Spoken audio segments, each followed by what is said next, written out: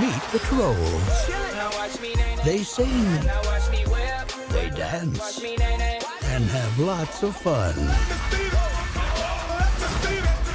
Oy vey. For a year that has already had so many unappealing looking films, Trolls sure was one of them. Despite the established fact that most Hollywood animated films are advertised to look as ridiculous and upbeat as possible, there's usually at least a tinge of something adults might get out of it, but good lord, the Trolls teaser was the epitome of the worst stereotypes of modern family movies. Not to mention that this was Lone Ranger levels of, I know we live in a nostalgia-centered world now, but who was looking for the good luck Trolls to make a comeback? But at least Trolls is DreamWorks, so it would at least look good and couldn't possibly be as bad as some of the others we've got this year. And I was right. And not just because it was up against such a low bar. Probably. Trolls is no masterpiece. It's very much a Cars/Minions movie in that the real money isn't going to be coming from the movie, but the beaucoup de merchandising. But it is watchable. So as it was sold in theaters, the Trolls are what I expect happened to all of Pinkie Pie's clones on the other side of the mirror pool. Perpetually happy, singing and dancing party animals, forever giving each other felt-covered invitations, farting glitter and projecting rap and auto-tuned renditions of classic and recent pop songs.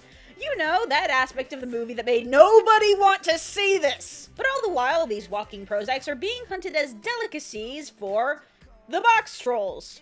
Yeah, seriously, the Bergens are basically fatter box trolls with a wider color palette and articulation. Though I have to admit, the Bergens played a bigger role in this movie than the box trolls ever did in theirs. And then there's this one troll who doesn't like singing or optimism, but then when the rest of the trolls get captured, he and Katara's spiritual inheritor of the word hope, Princess Poppy, go on a mission to save them.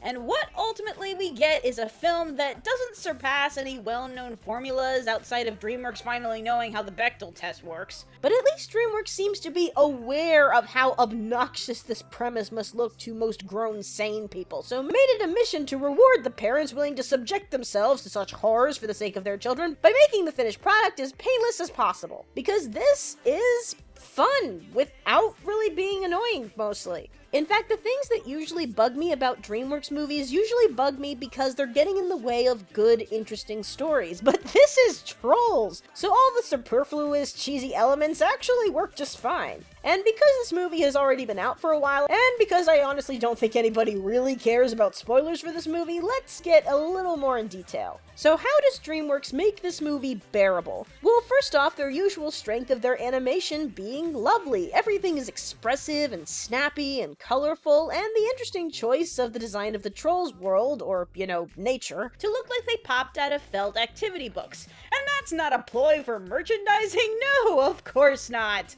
But I will say that it gave it an interesting look. There's also the choice for the trolls to have their hair extending superpower, which I admit, when they use it for quick, funny, cartoony visual flair and occasionally as a useful tool, I actually think it's fine. Though I don't know what's up with these two, where their hair's connected, why? But when Branch uses his hair to earnestly try to whip some animals away, that just kind of looked dumb. But that really is the difficult balance that this movie is trying to pull off. Trying not to be too overly cartoony and silly, but actually trying to be serious. Yeah, no kidding. I was surprised how dire the tone was a lot of the time when it wasn't being interrupted by a pop song cover. And it's that established grounding that these guys are in danger and bad things happen that really makes it work. For example, you guys know how much I love those overly happy characters, but compared to Pinkie Pie or even Joy, who have this habit of pushing happiness down your throat without your consent, Poppy is practically a realistic character and a practical optimist. Most of the time she displays a reasonable, admirable, never-give-up attitude in the face of some really messed up stuff happening. Aided that she genuinely cares about others. And I really think a lot of that has to go to the casting of Anna Kendrick, who is an interesting choice considering that she's not exactly the poster child for rainbows and kittens. But hey, those Pitch Perfect movies made money, so snatch her up now. But giving the eternally happy character a lower register and tolerable temperament was pivotal to keep her character from being too annoying. And there's really only one instance where her optimism goes to completely ridiculously dumb levels, where another character literally gets eaten and she's all like, oh, he's not dead, he can totally come back from that. But does that mean that this movie has a mature take on the nature of optimism versus realism reflected in our two protagonists? Will it go the way of Inside Out and subvert that perpetual cheeriness isn't always the way to handle difficult situations? Or else emphasize everyone's need for balance and going too much one way or the other isn't good for you? Nope! Long live sunshine and rainbows, hope and believing in yourself forever. Because yes, in the end, they win with the power of positive thinking. But in the details, you do see how it at least tries to be a little bit more balanced. For example, right at the start, Branch isn't a giant stick in the mud just because he hates happiness or just doesn't see the fun in loud raucous parties because it's not his thing or, something relatable like that.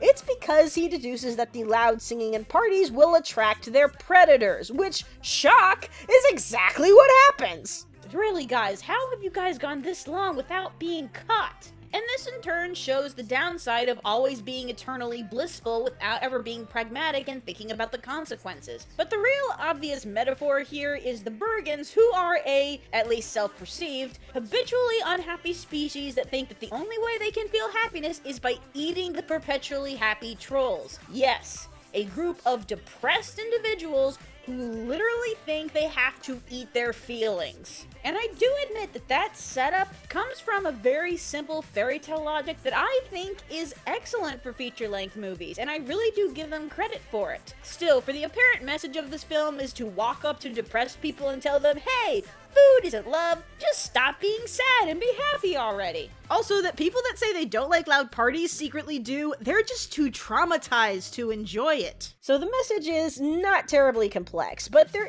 is a wise sentiment in the idea that no one can make you happy, you have to make yourself happy. Just, if you expect that to happen in one afternoon, every depressed person is gonna hit you in the face. Still, sometimes the balance doesn't work perfectly. I mean, Branch's backstory and the true color sequences, they are so over-the-top melodramatic that they're actually hilarious. Which isn't to say that there isn't any silly child-pandering moments. Apparently someone thought they needed this Jack Black imitator Cloud guy to waste time for 2 minutes and make the trailer look more ridiculous. Seriously, I don't know why he's there. But the focus on being low-key and serious did mean that the editing and overall speed was much less hyperactive than a lot of the films this year, or even in the DreamWorks canon. I can also help that this movie only had 2 raucous dance numbers at the beginning and at the end, which is still technically 2 more than most movies need, but compared to what I thought I was gonna get, which brings me to my last point, the music. I was intrigued when I thought this might be DreamWorks' first original musical in years, because I didn't recognize the first 2 songs. But in the end, they might have actually been covers I just hadn't heard of, because everything else was, and I'm not gonna give them too hard a time about all the covers, but I can only assume that at some point someone went, guys, this is a movie about the troll dolls. Putting that much effort into it just seems silly. But I will give them credit that even though the celebrity casting is still really obvious, that they at least got people that were both accomplished singers and actors and not forcing one to be the other. And wait a minute, was that character Zooey Deschanel? Are you telling me that a DreamWorks celebrity voice actor actually put in some effort to not sound like their natural speaking voice? That doesn't sound right. Also, DreamWorks has apparently taken a leaf out of Minions' book, unsurprisingly, while releasing one of its soundtrack songs to pop stations ahead of time to increase its chances of getting a Best Song Academy nom. And hold up, did you also hijack Happy's Ordinary People dancing montage for your music video? Wow, years of being in Disney shadow, only to be gradually taken over and literally absorbed by your younger sibling after the adoption. You poor multi-million-dollar company. Because while Trolls is doing a lot better than I thought it would, it does not have a shot in hell at making the same obscene amounts of money as Pets, which is a shame because honestly, given the choice between the two, I think I'd rather see Trolls a second time. But I do have to admit that prior expectations have largely affected my end views on both of these films. Pets having pretty good, if mildly spoilerific trailers, making the predictably decent but not amazing experience feel kind of hollow, whereas the Trolls trailer looked so abysmal that the fact that it ended up being a standard Pixar wannabe conventional Hollywood product was actually a pleasant surprise. So yeah, not sure where these guys are gonna end up on the list this year. Though I feel like Trolls will spend the rest of its existence in the mildly underappreciated side. Not to say that you have to go out and watch it immediately, like at all, but it does have a pleasant, easy charm to it. In fact, throughout watching it, this movie kind of reminded me of something, and I didn't know what it was until Andre the Black Nerd said it. Man, this is what the Smurfs movie should have been. It is! He's totally right! This is totally what the Smurfs movie should have been. Oh, and Smurfs still made way more money than this is going to. Oh, man. Well, at least DreamWorks has that overabundance of Netflix series to fall back on, and oh, Disney is in talks of buying Netflix? DreamWorks, you can't win at anything! Anyway, Trolls is cute. Don't be afraid of it. 3 point something out of 5.